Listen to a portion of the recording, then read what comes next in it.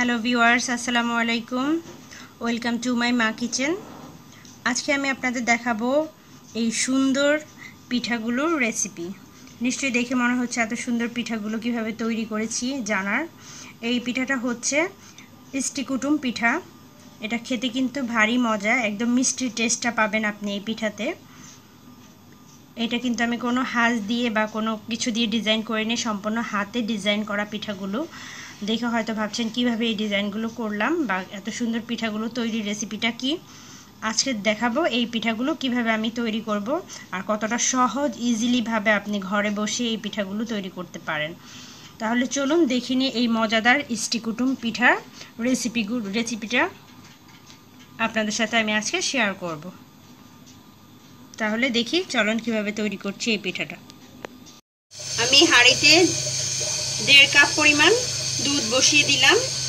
এবার এটা ফুটে ওঠা পর্যন্ত অপেক্ষা করছি। দুধটা হালকা ফুটে উঠেছে। এবার এর মাঝে আমি দিয়ে দিব চিমটি পরিমাণ লবণ আর দিয়ে দিচ্ছি 1 টেবিল চামচ পরিমাণ চিনি। দুধটা ফুটে ওঠার সাথে সাথেই এর মাঝে আমি দিয়ে দিব সুজিগুলো। সুজিটা দিয়ে আমাকে একটা শক্ত আটার ডোয়ের মতো কাই তৈরি করতে হবে। সুজিটা দিবেন আর অনবরত নাড়তে থাকবেন যাতে করে এটা জমাট না বেঁধে যায়, একটা শক্ত কাইয়ের মতো হয়ে যায়। দেখতে পাচ্ছেন এটা শক্ত একটা কাইয়ের মতো হয়ে গেছে। এবার এর মাঝে আমি দিয়ে দেব 1 টেবিল চামচ ময়দা। এবার এটাকে খুব ভালোভাবে মিক্স করে নেব। মিক্স করে এটাকে আমি রুম টেম্পারেচারে নিয়ে আসবো ঠান্ডা হওয়া পর্যন্ত। তারপর আমি নেক্সট স্টেপটা দেখাচ্ছি। সুজির ময়ানটা ঠান্ডা হয়ে গেছে। আমার সুজির ময়ানটা ঠান্ডা হয়ে গেছে। এবার আমি রুম টেম্পারেচারে চলে এসেছে। এবার আমি একটা ডিমকে একটা বাটির মাঝে ফেটিয়ে নিচ্ছি।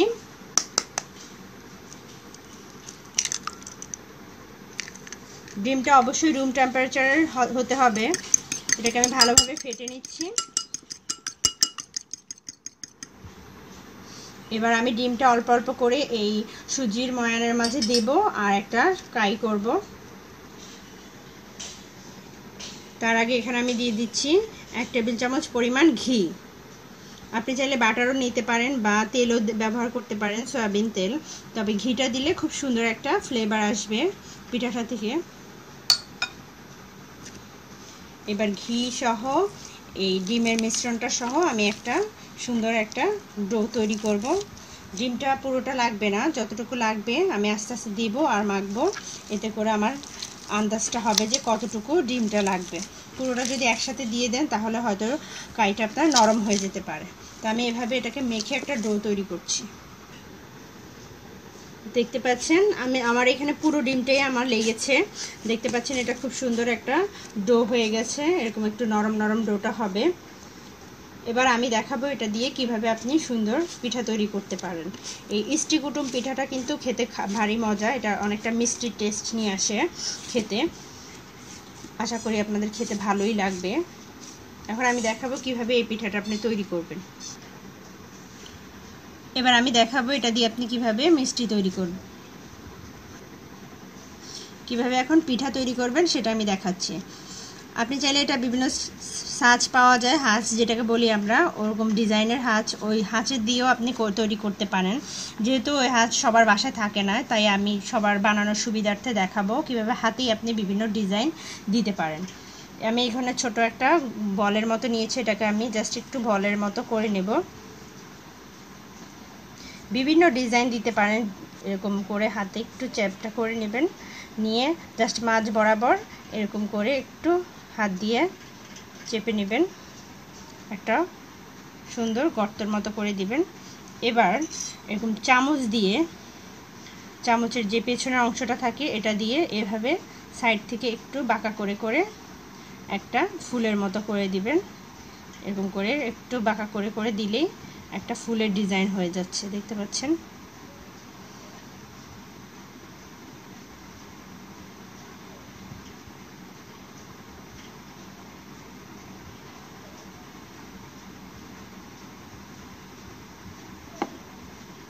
দেখুন কত সুন্দর একটা পিঠা হয়ে গেল। ইজিলি ভাবে এরকম সুন্দর পিঠা তৈরি করে করে আপনারা বিভিন্ন ডিজাইন দিতে পারেন। আরেকটা ডিজাইন আমি আপনাদের দেখাবো। এভাবে আমি কয়েকটা পিঠা বানিয়ে নিচ্ছি। আমি এখানে আরেকটা ডিজাইন দেখাচ্ছি আপনাদের। এরকম আমি আরেকটা বলের মতো নিয়ে নিয়েছি। এটাকেও জাস্ট এরকম একটু প্রেস দিয়ে নেবেন। প্রেস করে এরকম কাঁটা চামচ দিয়ে আপনি এরকম করে একটু চেপে চেপে দিবেন। এরকম রাউন্ড করে ঘুরিয়ে ঘুরিয়ে একটু চেপে চেপে দিবেন। দেখুন কাঁটা চামচের যে একটা ডিজাইন সেটা কিন্তু উঠে যাচ্ছে পিঠাটার মাঝে। এইভাবে করে চারপাশে এরকম ডিজাইন দিয়ে দিবেন। এবার হাতে একটু তেল দিয়ে এই মাঝ বরাবর একটা গর্তের মতো করে দিবেন। দেখুন আরেকটা ডিজাইন হয়ে গেল। এভাবে আমি আমার সবগুলো পিঠা তৈরি করে নিচ্ছি ইজিলি ভাবে। দেখুন আমার সবগুলো পিঠা হয়ে গেছে। আমি তিনটা ডিজাইন করেছি এখানে। এই একটা ডিজাইন, এই একটা ডিজাইন, আর এই একটা ডিজাইন। এখন আমি এগুলোকে একটু রং দিয়ে একটু ডিজাইন করব। আমি এখানে সামান্য একটু পানি দিয়ে জর্দার রং যেটা, ওটাকে আমি গুলিয়ে নিয়েছি হালকা একটু হাত দিয়ে। এভাবে করে আমি জাস্ট মাঝখানে একটু কালার করে দিব যাতে একটু দেখতে সুন্দর দেখা যায়। আপনি চাইলে সাদাও রাখতে পারেন পছন্দ মতো। এটা শুধু দেখার লুকিং সৌন্দর্যের জন্যই দেওয়া। এভাবে আমি সবগুলোতে কালার দিয়ে আপনাদের ভেজে দেখাচ্ছি।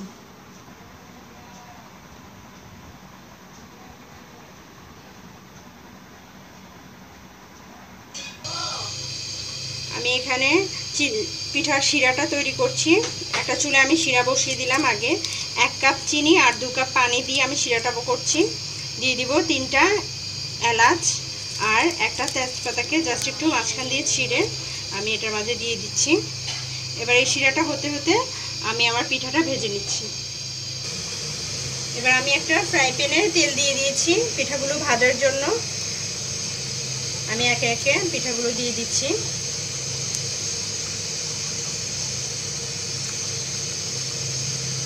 পিঠাগুলোকে একটু সময় নিয়ে লাল করে ভাজতে হবে, যেমনটা আমরা গোলাপ জামুন ভেজে থাকি, গোলাপ জামুনেরটা লাল করে ভেজে থাকি।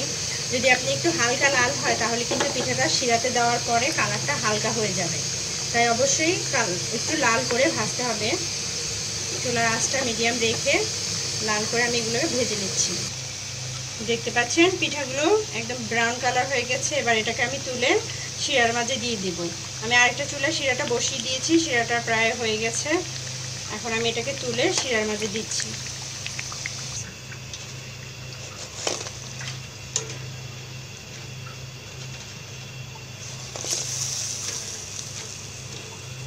শিরার মাঝে দেওয়ার সময় অবশ্যই চুলাটা অফ করে নেবেন।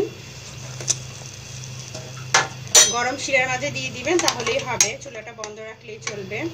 এভাবে আমি সবগুলো পিঠা ভেজে শিরার মাঝে দিয়ে দিচ্ছি। ভিউয়ার দেখুন আমার পিঠাগুলো আমি শিরাতে রেখেছি 3 থেকে 4 ঘন্টা। এতে আমার পিঠাগুলো একদম ফুলে একদম সফট হয়ে গেছে। দেখতে পাচ্ছেন, আমি দেখাচ্ছি কতটা সফট হয়েছে তুলতুলে, এবং খেতেও কিন্তু অসাধারণ হয়েছে পিঠাগুলো। আশা করি আপনাদের রেসিপিটা ভালো লেগেছে। আর ভালো লাগলে অবশ্যই বাসায় ট্রাই করবেন। আমার চ্যানেলকে সাবস্ক্রাইব করবেন। সাথে থাকার জন্য ধন্যবাদ। আর নতুন নতুন রেসিপি, নতুন নতুন পিঠা পাওয়ার জন্য, পিঠার রেসিপি পাওয়ার জন্য আমার চ্যানেলকে সাবস্ক্রাইব করুন। আমাদের সাথেই থাকুন। আমার জন্য দোয়া করবেন। সবাই ভালো থাকবেন, সুস্থ থাকবেন। আল্লাহ হাফেজ।